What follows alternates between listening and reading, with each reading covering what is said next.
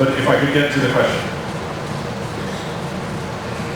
Some people believe that the consent decree should simply be torn up, and that the Premium Standard Farm has complied with the issue, and the thing should just be set aside and not addressed again. Some people think that there should be an extension that is open-ended. If I were to ask you, Mayor, how long should the state give Premium Standard Farm? Let me finish the question. I can see you're ready to jump on me. You're fine. So glad we're separated by this yellow latte. We appreciate you being here.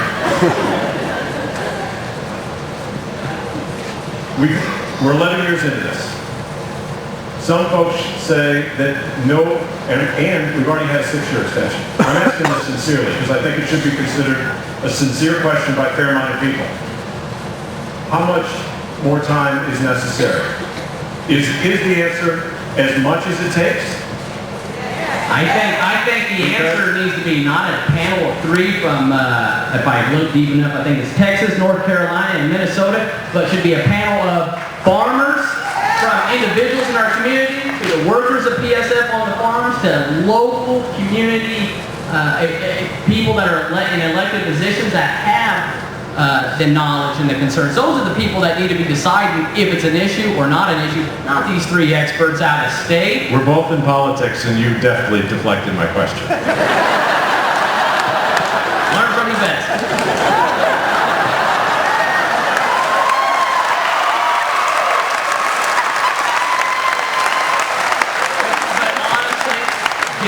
DNR regulations on numerous occasions. A lot of these expectations are unreasonable and unachievable, and I think that's where we're at today, right now. DNR has, and possibly EPA, and I don't know how far it goes, but we have expectations that are unachievable and unattainable, and so here we are today. I agree with you that DNR is a long-standing problem that has inflamed a number of situations across the state. All right, I'll let you have the question. Okay, who else would like to speak? My name is Donna Frederick, and I've been a business person here in Princeton for the last 16 years. My question is similar to his. I don't quite understand. Odor does not seem to be a problem. I realize there have been lawsuits. Mainly it's been the same people suing over and over. That, to me, says that if they didn't like it, they should have moved and they got a reverse check.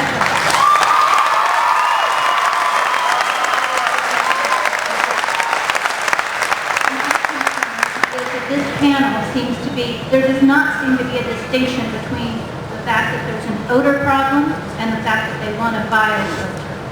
The odor, I can tell you right now, I was here in 1988. I've been here all my life, left for a few years, but I can tell you that the odor situation has been so much better in the last few years. You say that nothing has been done. The people in this room do not agree with that. The people will tell you that it's not an odor problem. I don't feel that it's up to me to tell you that Jefferson City stinks.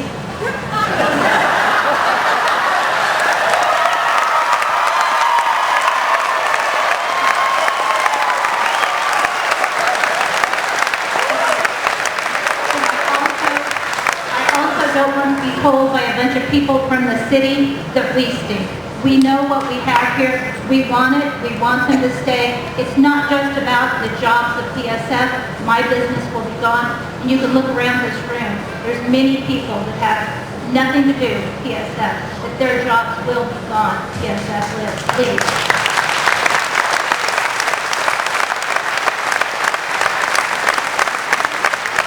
I really think that this most serious issue is the fact that what we need to decide is if the problem is that they want a biofilter or if they want the odor gone. If they want the odor gone, that problem's already been solved. Yes.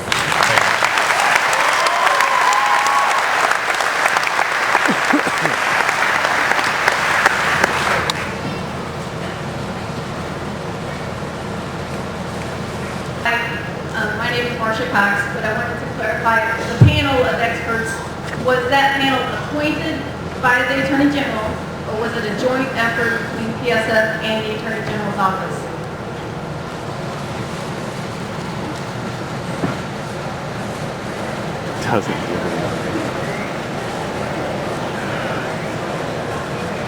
The selection panel way predates my entrance into the office, or the expert panel predates my entrance into the office.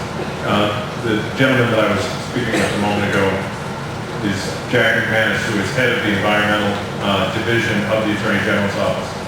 What he told me was that when the expert panel was appointed and put together, it was done with nominations from both Premium Standard Farm and from the Attorney General's office. My second there, folks from the city may not want to live out here because of the smells, but they sure do love our beauty that we have. And this is our community. And I can't believe that a few people that have been allowed to abuse our judicial system and waste taxpayer dollars by suing and suing and suing could ruin it for 9 counties.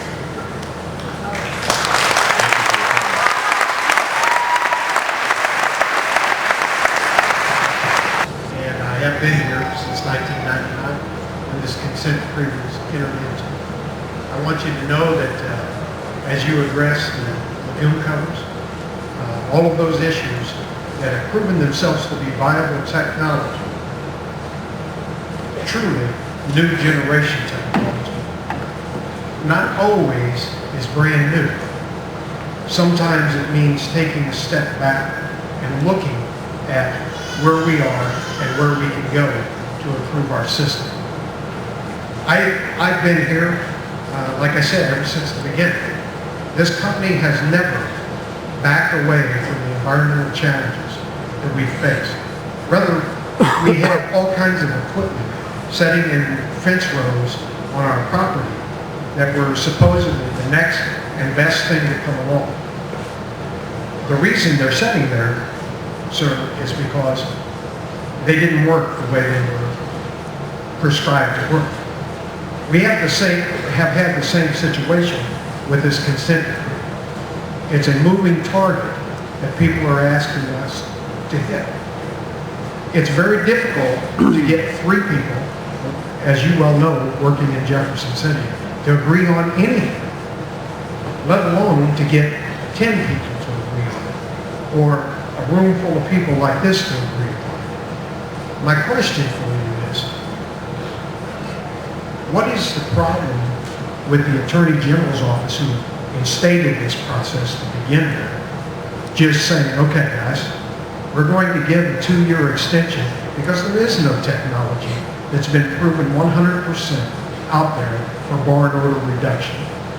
We're going to back up a couple of years and see what we can find in a good, common sense, logical way of approaching it that respects the property owners. I'm a resident. I have grandchildren here. I have children living in these counties. I am interested in it being environmentally sensitive to their future. This goes to the core of the challenge that the office faces right now.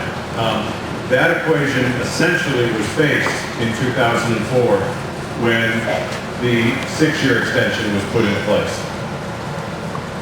My question to the mayor was, if the state says this contract is not very important to the state's interest and therefore we are simply going to allow this process to go on as long as it takes,